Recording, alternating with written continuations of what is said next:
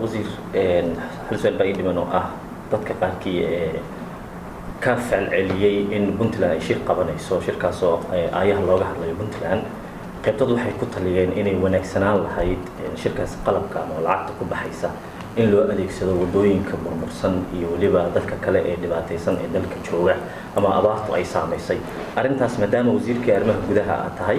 sidoo kalena guddigan aad hormuud u tahay maxaad kaga jawaabaysaa aad iyo aad baan runtii u bogaadinaynaa dareenka noocaas ah waa rabnaa dadkayga reer Puntland inaan dareenkooda dhageysano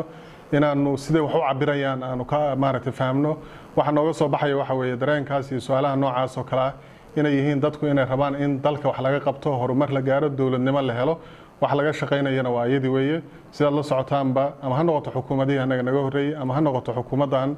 cusub ee hadda halka sano jiray muddadii aan jiray inta shaqo la qabtay aeroboorradii baa hawlahoodii lagu jiraa la ballaarinaya dekadihii sida dekada Garaacad oo kale ayaa gacan buuxda dawladdu ka geysatay oo hore loo wadaa jidka burbursan waa run waan ognahay hadda jidka isku xira magaalada Burtinle iyo magaalada Tuulo Xarfo shaqada laga qabtay waad ogtiin tii awal u qorshaysnayd in hay'addu ay geliso dhaqaale oo sida haddana loogu jira hawshoodii ayaa dawladda haddana lacag badan waxay gelisay in jidkii la leexinayay uu noqdo jid dadka u sahlaya inay si fudud u safraan waxaad wada ogtiin jidka laamiga laga bilaabo Garowe ilaa iyo Boosaaso asagana in mashaariic iyo heshiisyo la gaaray oo shaqadoodii lagu jiro waxaad ogtiin shaqooyin kale oo tirada badan oo socota ayadoo taa la wado oo dawladdu ay maal gelinayso wixii gacan shisheeye aanu helo ilaahay maaragtay inuu kaga soo qaadana aynu gashanayno